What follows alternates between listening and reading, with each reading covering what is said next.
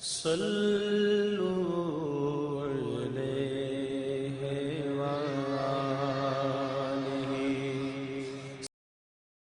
عبداللہ بن عمر رضی اللہ تعالی عنہ سے روایت ہے کہ رسول اللہ صلی اللہ علیہ وسلم نے ان گھوڑوں کی جنہیں جہاد کے لیے تیار کیا گیا تھا مقام حفیہ سے دوڑ کرائی۔ اس دوڑ کی حد ثنیۃ الوداع تھی، اور جو گھوڑے ابھی تیار نہیں ہوئے تھے ان کی دوڑ تثنی الوداع سے مسجد بنی زریق تک کرائی۔ عبداللہ بن عمر رضی اللہ تعالی عنہ نے بھی اس گھوڑ دوڑ میں شرکت کی تھی۔ صحیح بخاری حدیث نمبر 420۔ حضرت انس رضی اللہ تعالی عنہ سے روایت ہے کہ نبی کریم صلی اللہ علیہ وسلم کے پاس بحرین سے رقم آئی۔ آپ نے فرمایا کہ اسے مسجد میں ڈال دو، اور یہ رقم اس تمام رقم سے زیادہ تھی جو اب تک آپ کی خدمت میں آ چکی تھی۔ پھر آپ نماز کے لیے تشریف لائے اور اس کی طرف کوئی توجہ نہیں فرمائی۔ جب آپ نماز پوری کر چکے تو آ کر مال رقم کے پاس بیٹھ گئے اور اسے تقسیم کرنا شروع فرمایا۔ اس وقت جسے بھی آپ دیکھتے اسے عطا فرما دیتے۔ اتنے میں حضرت عباس رضی اللہ تعالیٰ عنہ حاضر ہوئے اور بولے کہ یا رسول اللہ مجھے بھی عطا کیجئے، کیونکہ میں نے غزوہ بدر میں اپنا بھی فدیہ دیا تھا اور عقیل کا بھی، اس لیے میں زیر بار ہوں۔ رسول کریم صلی اللہ علیہ وسلم نے فرمایا کہ لے لیجئے۔ انہوں نے اپنے کپڑے میں روپیہ بھر لیا اور اسے اٹھانے کی کوشش کی، لیکن وزن کی زیادتی کی وجہ سے وہ نہ اٹھا سکے اور کہنے لگے یا رسول اللہ کسی کو فرمائیے کہ وہ اٹھانے میں میری مدد کرے۔ آپ نے فرمایا نہیں، یہ نہیں ہو سکتا۔ انہوں نے کہا کہ پھر آپ ہی اٹھوا دیجئے۔ آپ نے اس پر بھی انکار کیا۔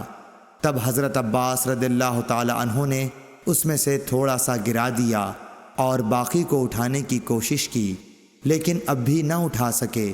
پھر فرمایا کہ یا رسول اللہ کسی کو میری مدد کرنے کا حکم دیجئے۔ آپ صلی اللہ علیہ وسلم نے انکار فرمایا تو انہوں نے کہا کہ پھر آپ ہی اٹھوا دیجئے، لیکن آپ صلی اللہ علیہ وسلم نے اس سے بھی انکار کیا۔ تب انہوں نے اس میں سے تھوڑا سا اور روپیہ گرا دیا اور اسے اٹھا کر اپنے کندھے پر رکھ لیا اور چلنے لگے۔ رسول اللہ صلی اللہ علیہ وسلم کو ان کے اس حرص پر اتنا تعجب ہوا کہ آپ اس وقت تک ان کی طرف دیکھتے رہے جب تک وہ ہماری نظروں سے غائب نہیں ہو گئے، اور آپ بھی وہاں سے اس وقت تک نہ اٹھے جب تک کہ ایک چونی بھی باقی رہی۔ صحیح بخاری حدیث نمبر 421۔ حضرت انس رضی اللہ تعالی عنہ سے روایت ہے، وہ کہتے ہیں کہ میں نے رسول اللہ صلی اللہ علیہ وسلم کو مسجد میں پایا۔ آپ کے پاس اور بھی کئی لوگ تھے۔ میں کھڑا ہو گیا تو حضور صلی اللہ علیہ وسلم نے مجھ سے پوچھا کہ کیا تجھ کو ابو طلحہ نے بھیجا ہے؟ میں نے کہا جی ہاں۔ آپ نے پوچھا کھانے کے لیے؟ میں نے عرض کی کہ جی ہاں۔ تب آپ نے اپنے قریب موجود لوگوں سے فرمایا کہ چلو۔ سب حضرات چلنے لگے اور میں ان کے آگے چل رہا تھا۔ صحیح بخاری حدیث نمبر 422۔ ابن شہاب نے سہل بن سعد سعدی سے روایت کی ہے کہ ایک شخص نے کہا یا رسول اللہ اس شخص کے بارے میں فرمائیے جو اپنی بیوی کے ساتھ کسی غیر مرد کو بدفعلی کرتے ہوئے دیکھتا ہے، کیا اسے مار ڈالے؟ آخر اس مرد نے اپنی بیوی کے ساتھ مسجد میں لعان کیا اور اس وقت میں موجود تھا۔ صحیح بخاری حدیث نمبر 423۔ محمد بن ربی نے عتبان بن مالک سے جو نابینا تھے روایت کیا ہے کہ نبی کریم صلی اللہ علیہ وسلم ان کے گھر تشریف لائے۔ آپ نے پوچھا کہ تم اپنے گھر میں کہاں پسند کرتے ہو کہ میں تمہارے لیے نماز پڑھوں؟ عتبان نے بیان کیا کہ میں نے ایک جگہ کی طرف اشارہ کیا، پھر نبی صلی اللہ علیہ وسلم نے تکبیر کہی اور ہم نے آپ کے پیچھے صف باندھی، پھر آپ نے 2 رکعت نماز نفل پڑھائی۔ صحیح بخاری حدیث نمبر 424۔ محمد بن ربی انصاری سے روایت ہے کہ عتبان بن مالک انصاری رضی اللہ تعالی عنہ رسول اللہ صلی اللہ علیہ وسلم کے صحابی اور غزوہ بدر کے حاضر ہونے والوں میں سے تھے۔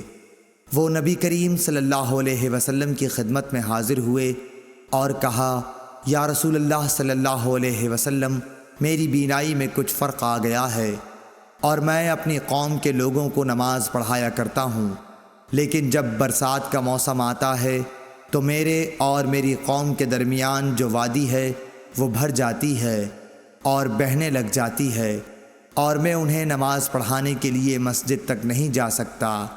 یا رسول اللہ، میری خواہش ہے کہ آپ میرے گھر تشریف لائیں اور کسی جگہ نماز پڑھ دیں تاکہ میں اسے نماز پڑھنے کی جگہ بنا لوں۔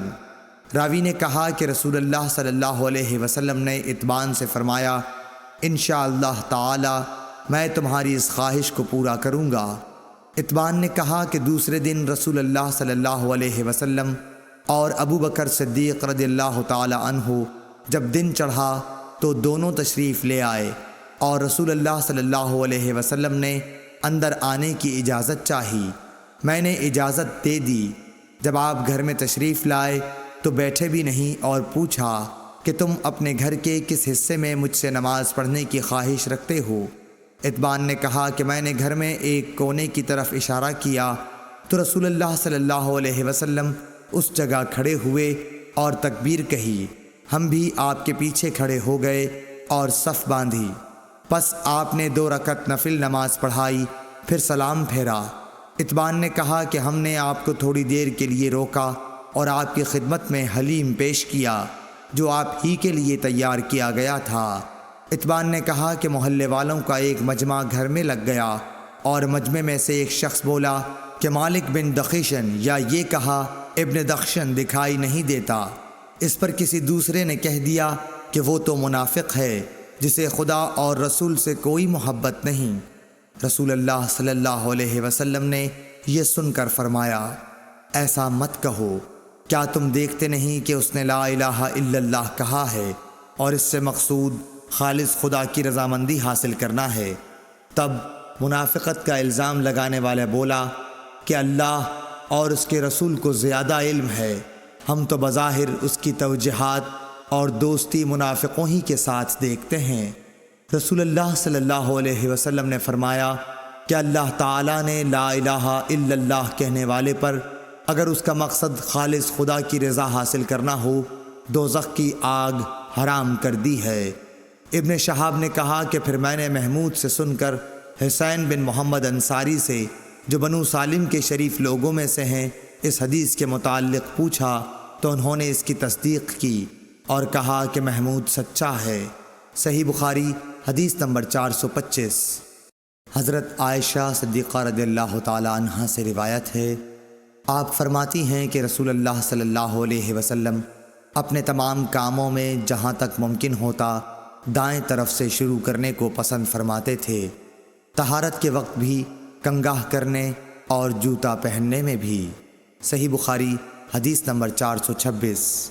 ہم سے محمد بن مسنہ نے بیان کیا، کہا ہم سے یحییٰ بن سعید قطان نے ہشام بن عروہ کے واسطے سے بیان کیا، کہا کہ مجھے میرے باپ نے حضرت عائشہ رضی اللہ تعالی عنہا سے یہ خبر پہنچائی کہ ام حبیبہ اور ام سلمہ دونوں نے ایک کلیسا کا ذکر کیا جسے انہوں نے حبشہ میں دیکھا تھا، اس میں مورتیں، تصویریں تھیں۔ انہوں نے اس کا تذکرہ نبی کریم صلی اللہ علیہ وسلم سے بھی کیا۔ آپ نے فرمایا کہ ان کا یہ قاعدہ تھا کہ اگر ان میں کوئی نیکوکار شخص مر جاتا تو وہ لوگ اس کی قبر پر مسجد بناتے اور اس میں یہی مورتیں، تصویریں بنا دیتے۔ پس یہ لوگ خدا کی درگاہ میں قیامت کے دن تمام مخلوق میں برے ہوں گے۔ صحیح بخاری حدیث نمبر 427۔ انس بن مالک رضی اللہ تعالیٰ عنہ سے روایت ہے، انہوں نے کہا کہ جب نبی کریم صلی اللہ علیہ وسلم مدینہ تشریف لائے تو یہاں کے بلند حصے میں بنی عمرو بن عوف کے یہاں آپ اترے اور یہاں 24 راتیں قیام فرمایا۔ پھر آپ نے بنو نجار کو بلا بھیجا تو وہ لوگ تلواریں لٹکائے ہوئے آئے۔ انس نے کہا گویا میری نظروں کے سامنے نبی کریم صلی اللہ علیہ وسلم اپنی سواری پر تشریف فرما ہیں، جبکہ ابو بکر صدیق رضی اللہ تعالی عنہ آپ کے پیچھے بیٹھے ہوئے ہیں۔ اور بنو نجار کے لوگ آپ کے چاروں طرف ہیں، یہاں تک کہ آپ ابو ایوب کے گھر کے سامنے اترے اور آپ یہ پسند کرتے تھے کہ جہاں بھی نماز کا وقت آ جائے فوراً نماز ادا کر لیں۔ آپ بکریوں کے باڑوں میں بھی نماز پڑھ لیتے تھے۔ پھر آپ نے یہاں مسجد بنانے کے لیے حکم فرمایا، چنانچہ بنو نجار کے لوگوں کو آپ نے بلوا کر فرمایا کہ اے بنو نجار، تم اپنے اس باغ کی قیمت مجھ سے لے لو۔ انہوں نے جواب دیا، نہیں یا رسول اللہ، اس کی قیمت ہم صرف اللہ تعالیٰ سے مانگتے ہیں۔ انس رضی اللہ تعالیٰ عنہ نے بیان کیا کہ میں جیسا کہ تمہیں بتا رہا تھا یہاں مشرکین کی قبریں تھیں۔ اس باغ میں ایک ویران جگہ تھی اور کچھ کھجور کے درخت بھی تھے۔